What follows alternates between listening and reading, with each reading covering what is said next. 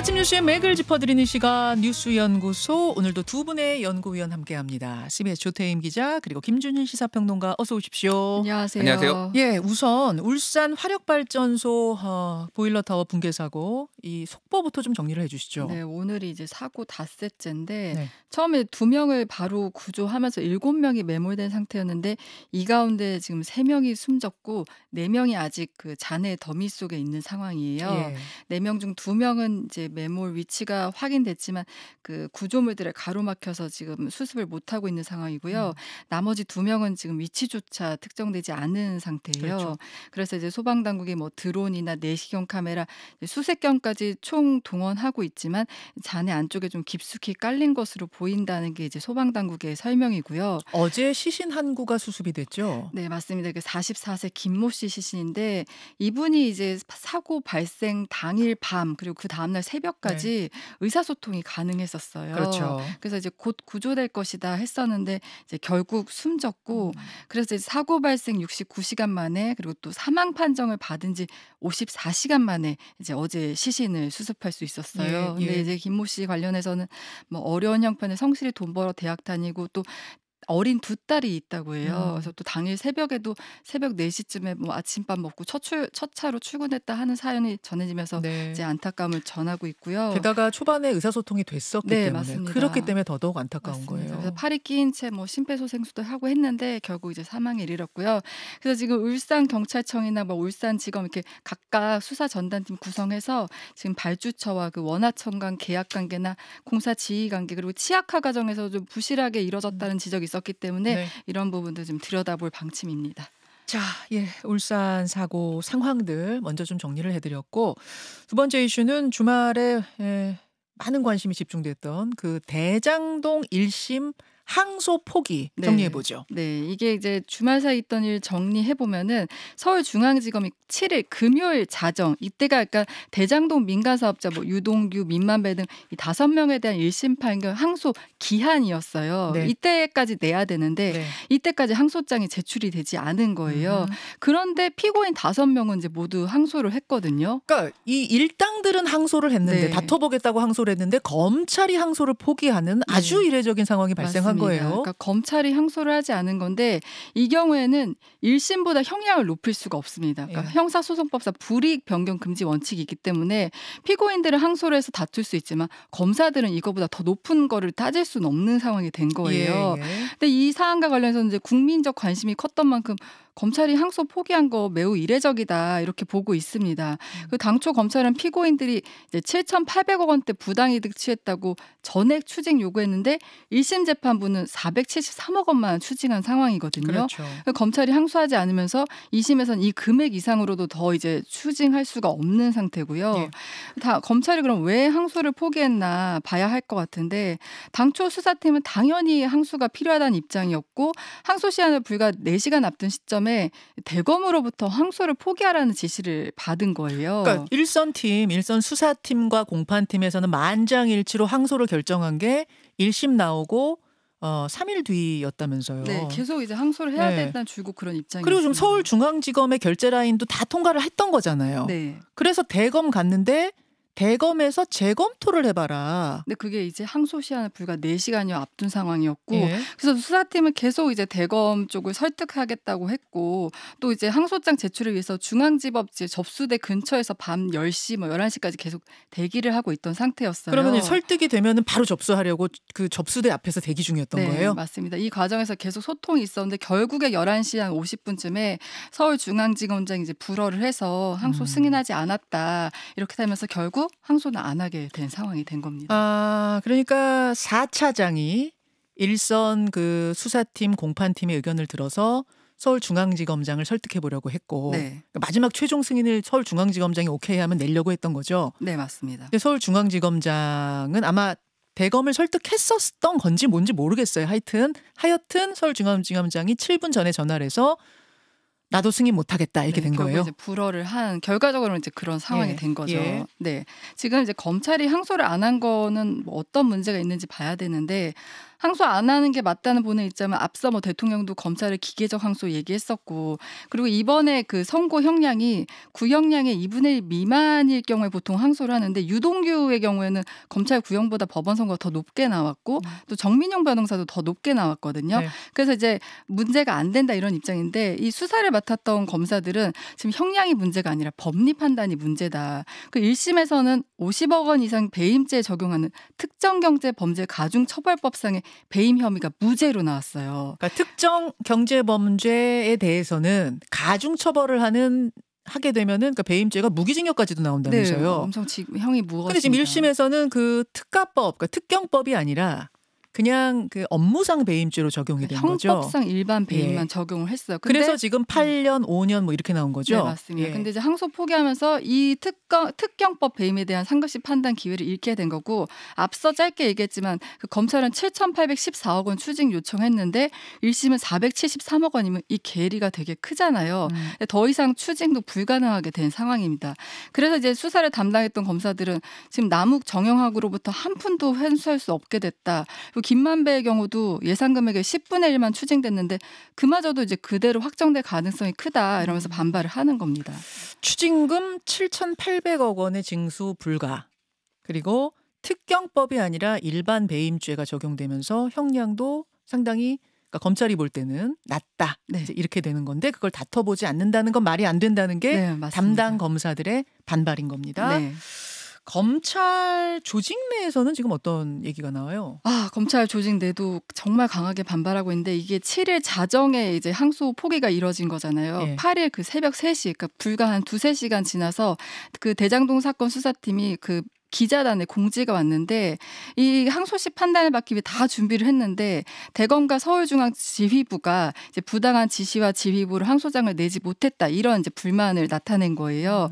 그리고 토요일 오전에 정진우 서울중앙지검장이 사의를 표명했습니다. 네. 정지검장은 이번 정권에서 이제 발탁된 인사인데 이 항소 포기 책임을 지고 이제 사의를 표명하면서 또 검찰 내부에서는 이거 책임 회피성 사태 아니냐 이런 비판도 나오고 있는 상황이에요. 정진우 서울중앙지검장이 입장문을 짧게 냈거든요. 잠깐 화면으로 좀 보여드리면 사표를 내면서 이렇게 얘기했습니다.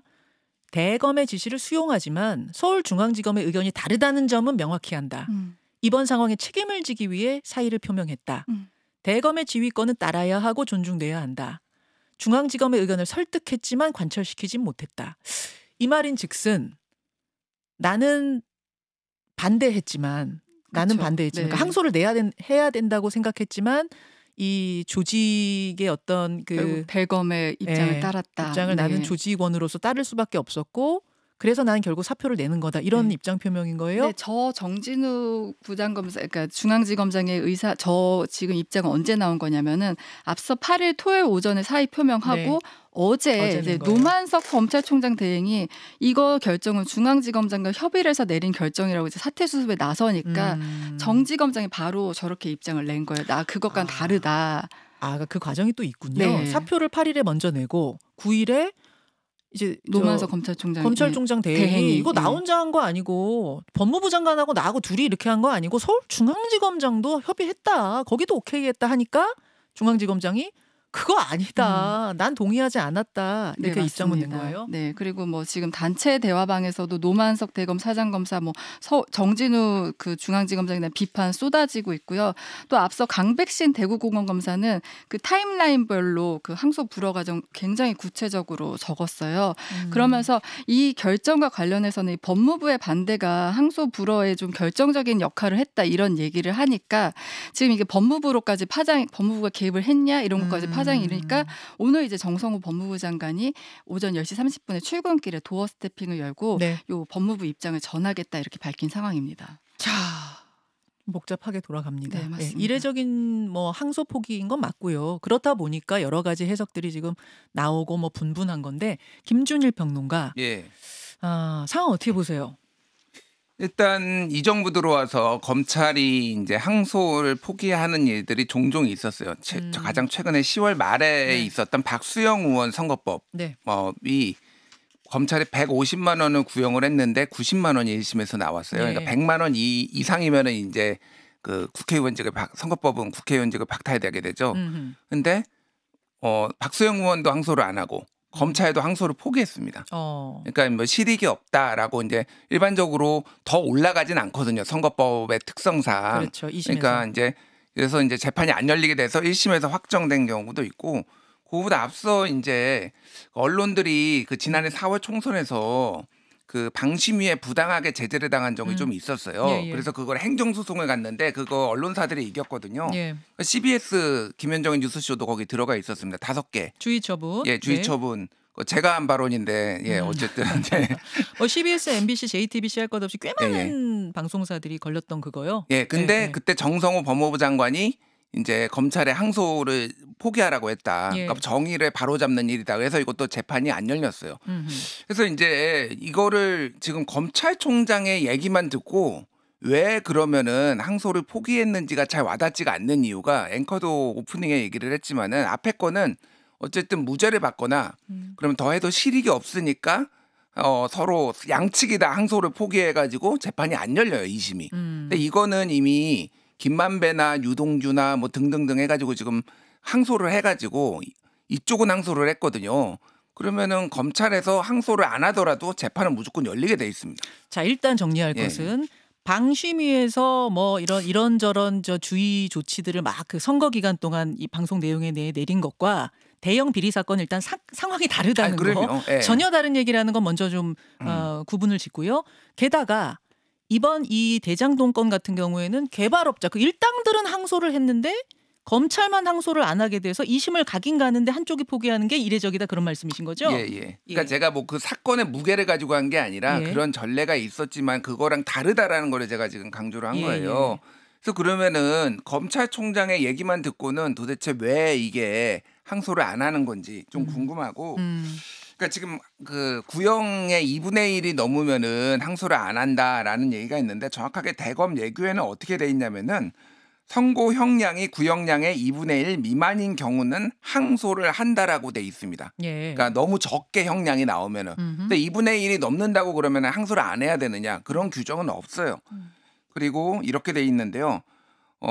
중대범죄 등인 경우 선고 형량이 구형량의 3분의 2 미만인 경우에는 항소한다라고 되어 있는데, 지금 예를 들면 유동규는 7년 구형했는데 8년 나오고, 정민영은 5년 구형했는데 6년 나오고, 그래서 구형량보다 더 많이 나왔지만은 김만배는 12년 구형했는데 8년 나왔거든요. 그렇죠. 3분의 2가 안 돼요. 3분의 2예요. 그러니까 그러니까 지금 5명 중에 3명의 경우가 구형량보다 낮게 나왔죠. 정영학 회계사도 10년 구형했는데 5년 나왔고, 남욱 변호사도 7년 구형했는데 4년 나왔기 때문에 2분의 1이든지 아니면 3분의 2 미만입니다. 그리고 중대범죄라고 하면은 이거는 그동안에 이제 대검 예규를 봐도 그렇고 관례를 봐도 그렇고 항소를 하는 게 맞다라는 건데, 자, 그러면 이제 이게 그러면 이제 누가 어떤 효과가 발생하느냐, 이게 좀 중요할 것 같아요. 첫 번째는 이 1심 재판들을 보면은 거기에서 이제 확실히 나온 거는 뇌물죄가 무죄가 됐다라는 거예요. 그러니까 뇌물죄가 무죄가 됐다라는 거는 뭐냐면은 지금 그 이재명 대통령은 뇌물죄로 기소된 건 아니에요. 특경가법상 배임인데 그거는 지금 아까 얘기했지만 특경간법상 배임이 인정이 안 되고 업무상 배임으로 나왔거든요. 특경간법상 배임은 피해액이 50억 원 이상인 경우에만 해당이 되는데, 그때 요 대장동 재판부가 보기에는 이거를 왜 업무상 배임으로 했냐면은 그때 당시에 사법 추진을 처음 할 시기에는 이게 50억 원이 이익이 이게 피해가 50억 원이 될지 안 될지가 불확실했다. 그래서 업무상 배임이에요. 그래서 특경간법상 배임은 무기징역 또는 5년 이상 징역이고, 업무상 배임은 10년 이하의 징역 혹은 3천만 원 이하의 벌금이에요. 근데 이제 검찰이 항소를 못함으로 인해서 업무상 배임이 이들에게 유동규에게도 확정이 되고, 그럴 경우에는 자연스럽게 이재명 대통령에게도 업무상 배임이 적용될 가능성이 매우 높아졌다. 물론 다른 재판이지만 다 연결이 된 것들이기 때문에 사안이 영향을 준다는 거죠, 이번 판례가. 판사가 다르게 판단할 수도 있습니다. 근데 일반적으로는 이 사안과 이 사안을 연결해가지고 더 통일성을 유지하려는 경향이 있기 때문에 특경가법상 배임이 아니라 업무상 배임으로 어쨌든 이게 될 가능성이 있는 거 하나. 그리고 또 하나는 뇌물죄가 무죄가 나왔어요. 이재명 대통령은 뇌물죄로 기소된 게 아닌데 정진상 실장이 지금 뇌물죄로 기소가 됐어요. 뇌물죄가 지금 무죄가 1심에서 확정이 됐잖아요. 그러면은 이것도 판사가 다르기 때문에 어떻게 판단할지는 모르겠으나 여기에서 뇌물죄가 무죄면은 이쪽에서도 뇌물죄 무죄 이렇게 갈 가능성이 높고 여권에 의해서 나오는 배임죄 폐지가 나오잖아요. 예. 그러면은 배임죄로 정진상은 뇌물죄는 이쪽에서 무죄가 나왔기 때문에 무죄. 그리고 배임죄도 만약에 없어지면은 그냥 무죄. 그래서 아예 그냥 정진상 실장이 통째로 무죄가 될 가능성이 열렸다. 뭐 이렇게 좀 법조계 쪽에서는 좀 보는 것 같아요. 특경법상의 배임죄가 아니라 그냥 일반 업무상 배임죄라고 할지라도 배임죄 자체를 지금 폐지하자는 입법 움직임이 있기 때문에 그렇게 될 경우에는 아예 없던 일이 될 수 있다는 거군요. 그러니까 그거는 아직 벌어지지 않은 일이니까. 근데 이제 최근 정치적 흐름을 제가 이제 설명을 드린 거고 428억 같은 경우에는 이제 이거를 뇌물액이거든요. 그러니까 이게 유동규가 가져가겠다라고 한 그래서 이제 김만배가 주기로 한 실제 주어지진 않았습니다. 근데 이거는 이제 회수를 한 건데 그때 재판부가 본 거는 최소 그러니까 이들이 이득을 본 거는 1,128억이고 검찰이 주장한 거는 수익금을 7,886억 원이었는데 이거를 다 환수해야 된다라고 주장을 했었어요. 근데 어쨌든 재판부가 인정한 거는 1,128억이고 그중에서 428억만 지금 환수가 된 거거든요. 결정이 된 거거든요. 이것도 이제 소위 말해서 픽스가 된 거예요. 그러니까. 픽스가 돼 버렸다. 그러니까 그런다고 항소를 한다고 예를 들면 일각에서 주장하듯이 7,886억 수익금 전체를 환수하기는 어려워요. 왜냐하면 이게 비용이라는 게 있잖아요. 그러니까 뭐 쓰다 보면 그러니까 그런 판례가 많지는 않은데 어쨌든 모든 가능성을 다 닫아버린 거 아니냐. 뭐 이런 지금 상황이 돼버려서 그 부분이 쟁점이 된 거죠. 그래서 법무부 장관의 입장이 좀 궁금합니다. 그러니까 지금 쟁점이 두 가지 정도로 모아지는 것 같아요. 항소 포기가 적절했느냐 이거 하나하고 그럼 이 같은 결정이 어느 차원에서 벌어진 거야? 혹시 검찰을 넘어서서 법무부 장관 혹은 그 윗선까지도 뭔가 압력을 준 거야?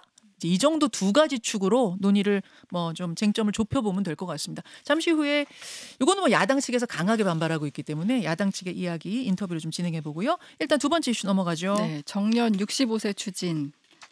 정년 65세. 정년을 60세에서 65세로 단계적으로 올리겠다는 목표의 입법 추진 어느 정도로 되고 있습니까? 네, 민주당은 지금 정년 연장 특위를 띄워서 양대 노총이랑 뭐 경총, 중기중앙회 등 이렇게 경영계, 노동계 이제 다 이제 얘기를 듣기 시작했고요. 뭐 정청래 대표도 민주노총 찾아서 단계적 연장은 이미 이제 국정과제에 반영됐다. 현장 의견을 듣겠다고 했고 지난 주말에 양대 노총 서울 도심에서 전국 노동자 대회 개최했는데 여기서도 이제 65세 정년 연장 법안 연내 통과를 주장했습니다. 지금 이제 왜 이 시점에 정년 65세 주장하느냐 배경은 지금 연금 노동 시장 이제 미스매치예요. 연금 수급 연령이 2033년에 65세로 올라가는데 이제 법적 정년은 60세에 묶이게 되면은 퇴직 후에 그 소득이 없는 그 기간이 발생을 하잖아요. 그래서 이 간극을 메우려면은 정년 연장을 하거나 아니면 재고용이나 계속고용 제도가 필요하다는 이제 문제 의식에서 비롯된 거고요. 또 다른 배경은 이제 저출생으로 경제활동 인구가 줄어든 상황이니까 노동계는 이 고령 인력을 좀 활용하고 또 이제 고령 노후 빈곤 이런 것들이 문제가 되니까 이런 것도 좀 해소하자 이런 거고 동시에 또 청년 일자리 질도 높이자 이런 주장입니다.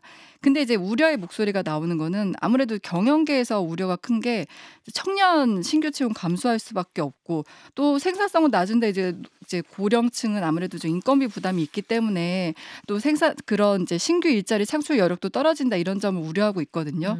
근데 실제로 올해 1분기 그 신규 채용 비율이 26.6%인데 이게 통계 작성 이후 최저라고 해요.